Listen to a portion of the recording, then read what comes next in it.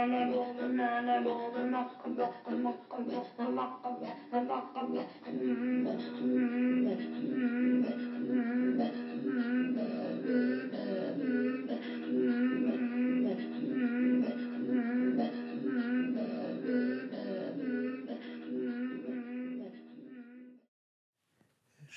voudrais vous parler de mes travaux un peu plus théoriques sur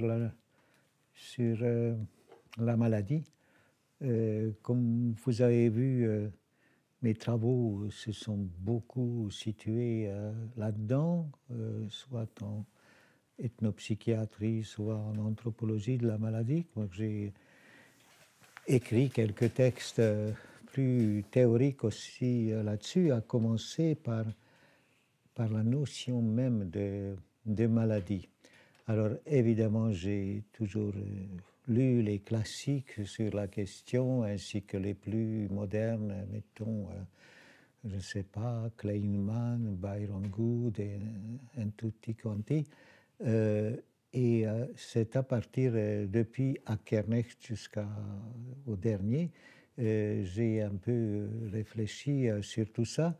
Et pendant longtemps, j'avais une sorte de gêne parce que les notions de maladie que je voyais apparaître aussi bien à Dakar dans les affaires de psychiatrie que surtout dans les cures prophétiques de Basse-Côte d'Ivoire, et ensuite sur mes autres terrains, Mundang et Sénoufo, ça ne correspondait vraiment pas à la définition classique de la maladie. Alors, c'est-à-dire que, comment dire, le genre, moi j'appelle cela beaucoup plus trouble que maladie. Les troubles qui, au cours de la communication projective dont j'ai parlé, sont mis en forme, ou les troubles qui sont traités par le prophète Albert Acho en Côte d'Ivoire, c'est tout à fait autre chose. C'est très différent de ce que les médecins appellent maladie. Alors, j'ai publié, entre autres, un article dans Social Science and Medicine qui s'intitule Huistelama, qui s'intitule Entre sickness et illness, de la socialisation à l'individualisation de la maladie. Et c'était je ne me souviens plus dans quelle année. Et alors, et je pense que ça résume assez bien là ce que j'avais écrit, un résumé de ça que je vais lire. Dans les conceptions biomédicales, psychiatriques et même psychanalytiques, il n'y a de maladie que de l'individu. C'est ce dont j'avais déjà parlé tout à l'heure. La promotion de l'individu producteur est une des fonctions sociales repérables de cet axiome occidental en voie de lente diffusion dans le tiers monde, à l'époque qu'on appelait comme ça le reste du monde. Maintenant, on n'utilise plus cette expression, et en particulier en Afrique. Si les sociétés africaines actuelles assimilent les apports techniques de la médecine cosmopolite, elles y opposent encore leurs propres usages sociaux tout à fait différents et différenciés de la maladie, entre guillemets. Témoin privilégié, et c'est ça qui est intéressant peut-être, les diverses conceptions de la récessivité sociale de la maladie. On peut hériter d'une maladie incomplètement traitée de son père mort, par exemple. Mon père a eu telle maladie chez les Sénoufo ou ailleurs. On a observé ça surtout au Cameroun, par exemple. Eh bien, on peut souffrir d'une affection élective de son lignage dont on devient le support homologué. C'est-à-dire qu'il y a un type de maladie comme celle dont j'ai parlé pour la possession au Sénégal, qui se transmettent comme ça et qu'on se conforme à ce modèle de maladie, toujours entre guillemets. On peut présenter les symptômes d'une souillure ou d'une transgression qui a été commise par un parent ou par un allié qui sera traité à la place du malade. C'est-à-dire que nous avons beaucoup parlé là-dessus dans nos séminaires, par exemple au sujet de la conception de la souillure chez les Ebouzoks et autres sociétés du Sud-Cameroun. Donc je serai traité pour une souillure que ma tante, par exemple, a commise. Alors, la rencontre entre Occident et Afrique a depuis longtemps échappé sur la notion même de maladie. Qu'est-ce qu'on appelle maladie? À vouloir enfermer celle-ci dans les limites du corps propre de l'individu, la médecine cosmopolite est bien souvent perçue en Afrique comme une puissante technologie de traitement symptomatique qu'en Afrique, on dit qu'il faut compléter par une démarche traditionnelle de traitement étiologique. Alors, la formule classique, toujours valable même maintenant, bon, on va à l'hôpital parce que les médicaments des Blancs, c'est plus rapide que nos poudres de racines. En revanche, quand on a été à l'hôpital, la maladie n'est pas guérie encore, ne peut pas être guérie. Il faut, pour le traitement étiologique, c'est-à-dire pour le traitement des causes invisibles de cette maladie, il faut aller au village, chez le guérisseur, chez le prêtre du culte de possession, et ainsi de suite. Alors, je ne sais pas où s'en est cette vision de la complémentarité entre la médecine traditionnelle africaine et la biomédecine. En tout cas, je ne pense pas qu'elle soit déjà effacée. Elle existe toujours, nous avons encore récemment constaté. Autre série de choses que j'ai publiées, mes écrits sur la causalité de la maladie. Ça appartient à peu près à la même lignée de travaux théoriques qui ont été, je dirais, mis à l'épreuve de mes 3-4 terrains africains, c'est-à-dire c'est comparatif. Alors, la première synthèse que j'ai publiée, et je constate qu'elle sert toujours dans tous les cours d'introduction à l'anthropologie médicale. Ça s'intitule « Cause, origine et agent de la maladie dans les sociétés sans écriture ». Ce n'est pas moi qui ai inventé le titre. Et c'était publié dans un numéro spécial de l'ethnographie en 86, je crois. Alors, dans cette sorte de synthèse, je cherche à récapituler les principaux problèmes conceptuels que les anthropologues ont rencontrés depuis Rivers. Rivers était considéré comme le père de l'anthropologie médicale. Alors, je propose donc, après avoir constaté dans mes propres travaux le primat de l'étiologie dans toutes ces médecines-là, je propose une sorte de mise à jour conceptuelle. Alors, premièrement, à propos de la notion de maladie, toujours. Comment se font, je vais énumérer un peu les thèmes parce que je ne vais pas entrer dans les détails.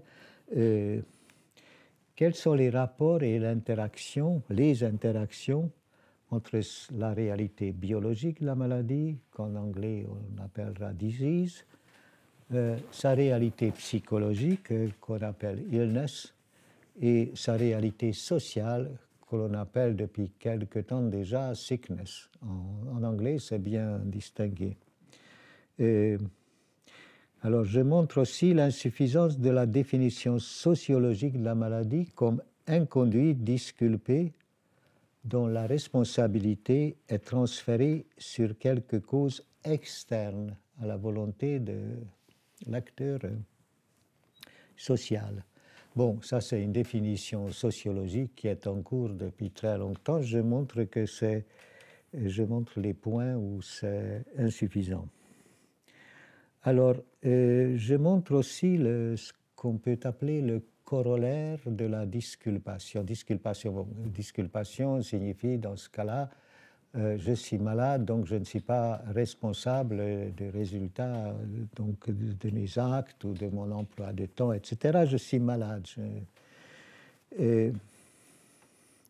Alors, je m'occupe de la perception de la maladie comme sanction des conduites sociales prohibées, tout ce que cela implique. Du diagnostic étiologique aussi comme démarche judiciaire inversée. Comme j'ai dit tout à l'heure, je développe un peu mes idées sur la connexité de la maladie, des malheurs et des infortunes dans les conceptions africaines de la maladie. Qu'il y a un tas de choses qui sont réunies dans le même sac et que les entités étiologiques africaines, comme esprit ancestral, magie, etc.,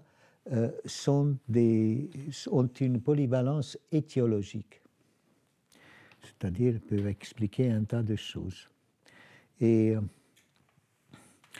Et puis, bon, je remonte jusqu'à Hippocrate, forcément, puisque c'est Hippocrate qui a pratiquement inventé la maladie comme maladie de l'individu et qu'il n'avait rien à faire avec toutes ces considérations magico-religieuses dont je m'occupais précisément au Sénégal.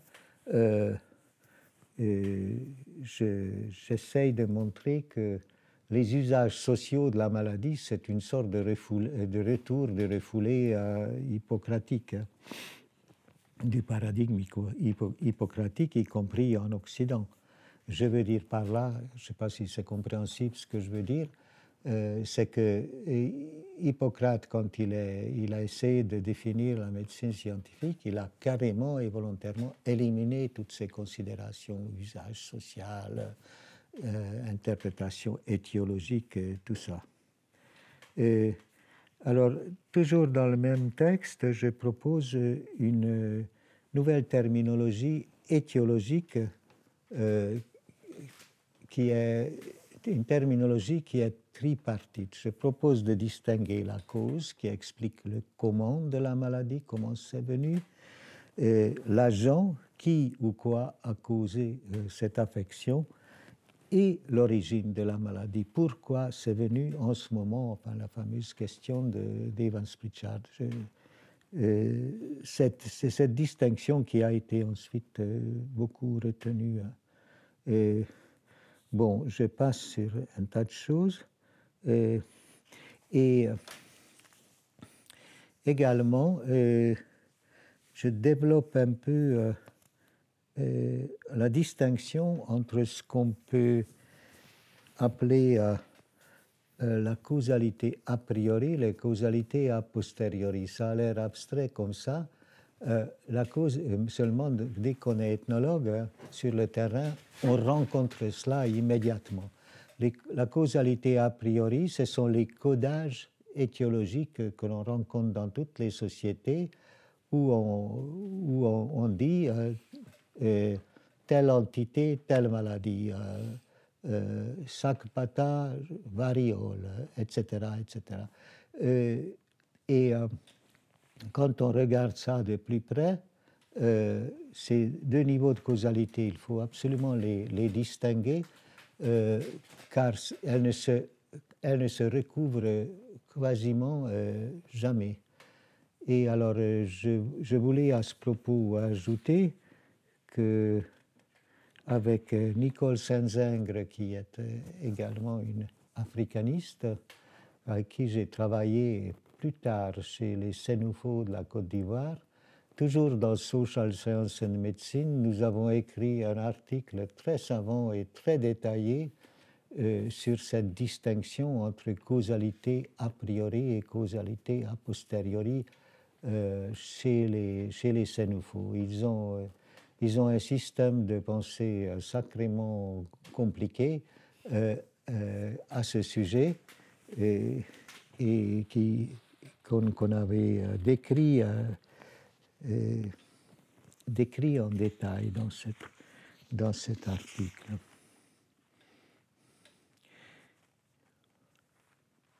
C'est-à-dire que